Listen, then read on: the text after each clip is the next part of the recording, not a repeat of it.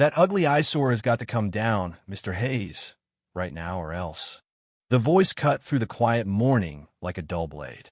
I straightened up from the fence post I was repairing, hammer still gripped in my calloused hand, and turned to face her. Susan Whitaker, undisputed queen of the Willow Creek Estates Homeowners Association, stood planted on the gravel shoulder of my long driveway. Her floral dress strained at the seams. Her cheeks flushed the color of overripe tomatoes, and her eyes were narrowed into slits of pure, righteous fury. She pointed one thick finger toward the far corner of my 10-acre parcel, where the tall, cylindrical structure had stood undisturbed for nearly 15 years. "I don't care if you think this is still the open range out here," she snapped, her volume rising with every word. "This is a planned, respectable community. We have covenants, architectural guidelines, aesthetic standards. That rusty old silo is a blight, an industrial monstrosity dragging down everyone's property values. You have exactly 30 days to dismantle it completely, where the fines begin at $10,000 and climb $500 a day until it's gone." She thrust a manila envelope against my chest with enough force to make me take half a step back. The packet was heavy, stiff with official letterhead and multiple pages of underlined, bolded threats. I could already picture the language inside. Non-conforming structure, failure to obtain approval, willful disregard for community harmony. Susan had been president for 2 years, and in that short time, she had turned the HOA into her personal enforcement squad. Neighbors whispered about her. The woman who measured garden hoses with a tape measure, who cited a child's chalk drawing on a driveway as unauthorized signage, who once fined a widow $50 because her welcome mat was too brightly colored. To Susan, my quiet 10 acres at the edge of the subdivision wasn't a home. It was an affront. And now she had finally turned her spotlight on me. What she didn't know, what almost no one in Willow Creek knew, was that the silo she despised wasn't a forgotten piece of farm equipment. It was the reason every single resident in the valley could make a phone call, stream a video, or summon help in an emergency. And tearing it down wasn't just impossible. It was illegal under federal law. I let her storm back to her golf cart without a word.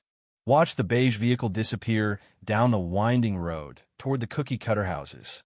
Then I smiled, slow, cold, and certain. This wasn't going to be a shouting match. This was going to be an education. 20 years earlier, when I bought this land, Willow Creek didn't exist. It was just rolling California foothills, oak groves, and the distant hum of the national forest. I'd come home from 2 decades in the Air Force, most of it spent maintaining secure communication systems in places most people never hear about. I wanted silence, space, and no more superiors breathing down my neck. Cell service in the valley was non-existent back then. Drop calls were the norm. Emergency responders sometimes couldn't reach people stranded on back roads. Using old military contacts, I approached GlobalNet Telecom. They needed a relay site to cover the dead zone. My high ridge, screened by pines and far from any road, was perfect. We signed a 99-year lease. They built a monopole tower disguised as a modern silo. Clean lines, agricultural aesthetic, under 150 feet. From the main road, it looked like a remnant of an old ranch. They pay me a generous annual fee that covered taxes, and then some, ran fiber optic to the house as a bonus, and everyone got reliable signal. 15 peaceful years passed. Then the developers arrived. They bought up surrounding ranches, platted quarter-acre lots, threw up identical stucco houses with tile roofs, and christened it Willow Creek Estates. With the houses came the HOA, and eventually Susan. I didn't open her letter that afternoon. Instead, I walked back to the workshop behind the house, laid the envelope on the workbench next to a half-disassembled shortwave radio, and let it sit. In the service, you learn not to react in the heat of first contact. You gather intel. You plan. When I finally slid it open with a utility knife, it was worse than expected. $10,000 initial fine, $500 per day retroactive, threats of lien and foreclosure proceedings. Signed by Susan as president, countersigned by her treasurer Brian Kessler, and Secretary Linda something or other, her reliable rubber stamps. I photographed every page, then pulled my lease file from the fireproof cabinet. 99 years with GlobalNet. Perpetual easement. Explicit clause. No subsequent governing body, including any homeowners association, shall interfere with the facility's operation. And the crown jewel. Citation of the Telecommunications Act of 1996, Section 704, Federal Preemption. Local governments, and by extension HOAs, cannot ban or effectively prohibit personal wireless facilities. Demanding removal of the only tower serving the valley? Textbook violation. I called Michael Lee, my longtime GlobalNet liaison. Robert Hayes, he answered. Been a while. Tower okay? Tower's fine, Michael. New neighbors aren't. I read in the highlights. Long pause, then a low laugh. One of these again. Your lease predates their plat by 15 years. Preemption is ironclad. Send me the letter. Legal will draft a polite but very firm cease and desist. Hold off, I said. I want her to dig the hole deeper. Play confused homeowner for now. Have the letter ready when I give the word. He chuckled again. Given her rope? Enough to knit herself a noose. The next escalation arrived 7 days later. Second notice, fines now $15,000 plus daily accrual. Then the public bulletin board at the subdivision entrance sprouted a laminated sign in screaming red ink. Community alert. Property violation 141, Ridge Trail. Unapproved industrial structure in violation of covenants. Owner has refused compliance. Your board is acting to protect property values. No name, but everyone knew whose address that was. I photographed it, added it to the growing file. Driving out later, Brian Kessler's white SUV pulled alongside. Window down, slicked hair, smug grin. Finally posted it, huh? He said. Shame it had to go public. We're just trying to keep standards up. Some folks actually care about how the neighborhood looks. I met his eyes and said nothing. Let the silence stretch until his smile cracked. You'd be smart to just take it down, he muttered, then accelerated away.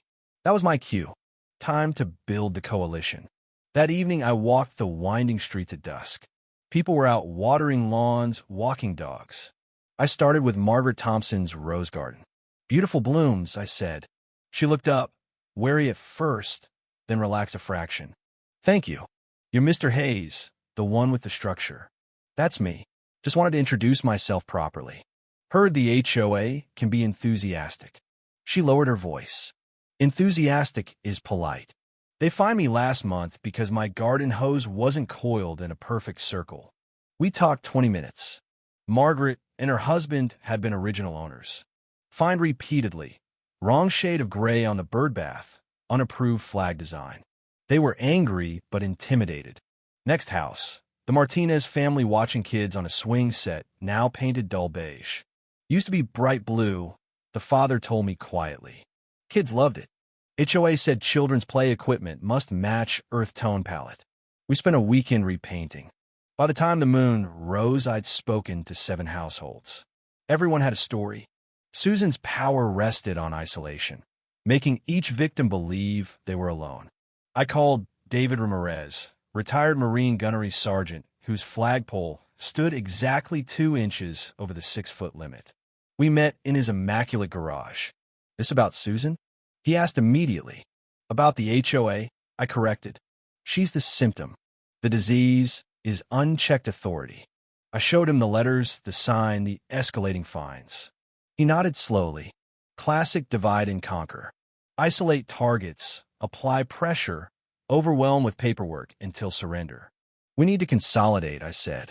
Bring people together. Quietly. No mob, just facts and numbers. First meeting was at my place 2 nights later. Whiteboard, coffee, pastries. Attendees. Thompson's Martinez family, Ramirez's, and the Clarks, whose satellite dish was supposedly visible only if you trespassed and craned your neck from a neighbor's upstairs window. Tension hung thick at first. Then the stories flowed. Margaret described Susan marching onto her yard, uninvited to measure the birdbath. Mr. Martinez recounted being told his children's laughter after 8 p.m. constituted a noise violation. Patterns jumped out. Selective enforcement. Brian's basketball hoop, explicitly banned, stood untouched for 18 months. She's not enforcing rules, David said. She's enforcing her will. We don't need individual lawyers yet, I told them. We need information. State law gives members the right to inspect HOA financial records. A hush fell. You think she's stealing? Someone asked. I think people obsessed with control often hide something. Let's find out. Next morning, we sent a certified letter, signed by all 7 households, demanding complete financials for the past 2 years. 9 days later, the response arrived, a chaotic pile of photocopies, most pages heavily blacked out with marker. Fines account entirely missing. Vendor payments redacted. Classic stonewalling. They're hiding bodies, David said as we spread the mess across my kitchen table. We started digging. Biggest line item, landscaping. Green Vista, LLC. Quick business registry search. Formed 18 months earlier, 6 months after Susan took office. Sole officer, Barry Whitaker. Susan's brother-in-law. No bid contract. Premium rates. Patchy, weedy common areas. This isn't conflict of interest, I said. This is textbook self-dealing. The fight had just changed from nuisance to potential felony. I called Laura Matthews, my real estate and corporate attorney from years back. Robert, she said after I laid it all out. This is big. The tower issue is open and shut federal preemption. One letter from me and their lien evaporates. But the financials? That's fraud territory. We need to be surgical. She outlined 2 tracks. Track 1, tower. Cease and desist, citing preemption, tortious interference with my global net contract. Demand retraction of fines and lien. Hold the letter until maximum damage. Track 2, financials. Challenge last board election on procedural grounds, always flaws.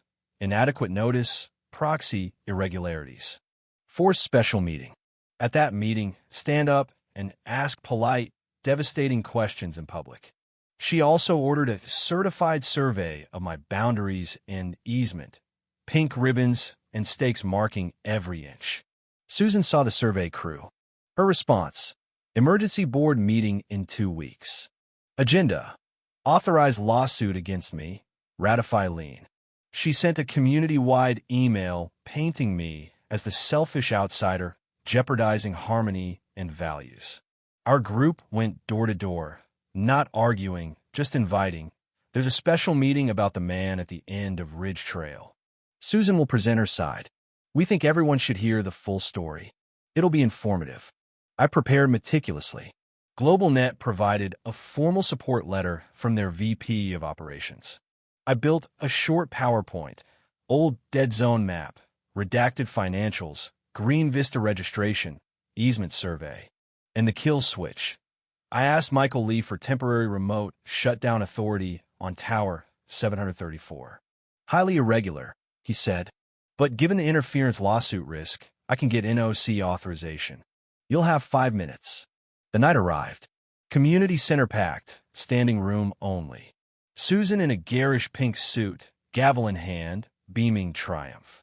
She opened with a sermon on community sacrifice, then turned on me. Unfortunately, one homeowner refuses to embrace our shared vision.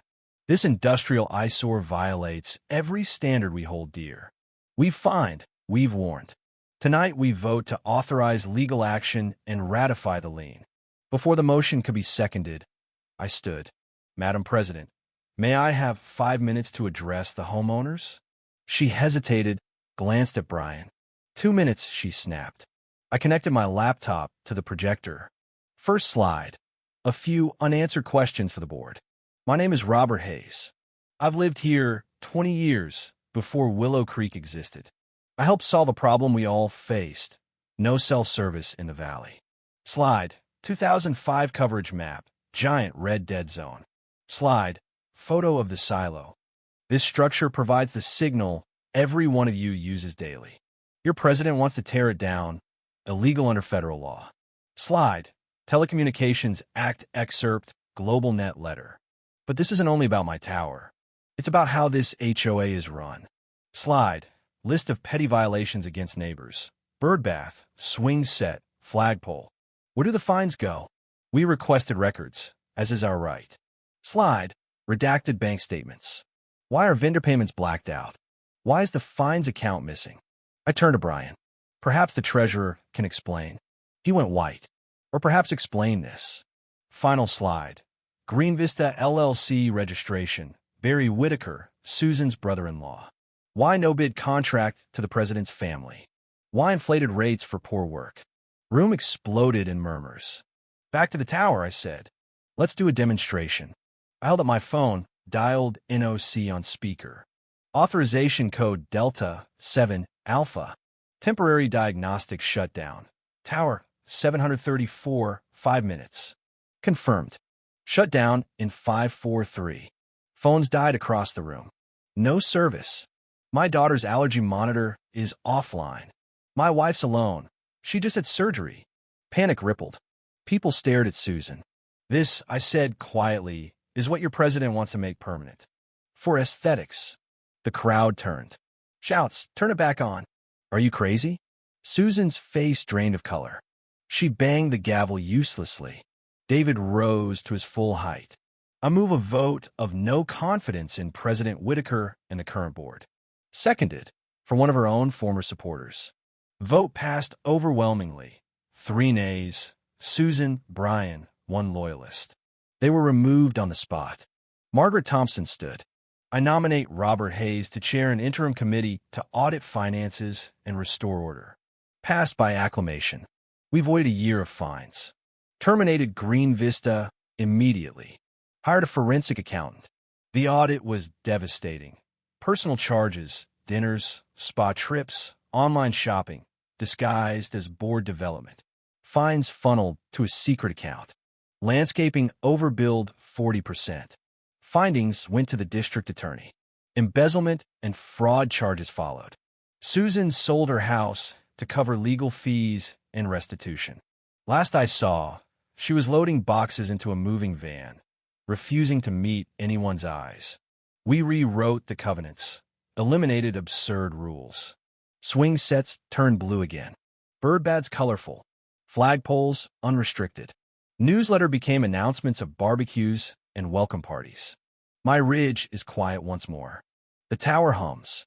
Lease checks arrive. And every time I look up at that ugly silo, I see a reminder.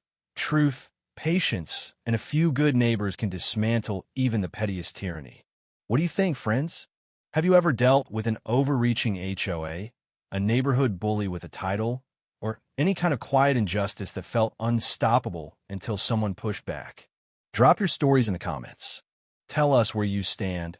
Is there ever a point where fighting back becomes necessary, even if it means turning the whole community upside down?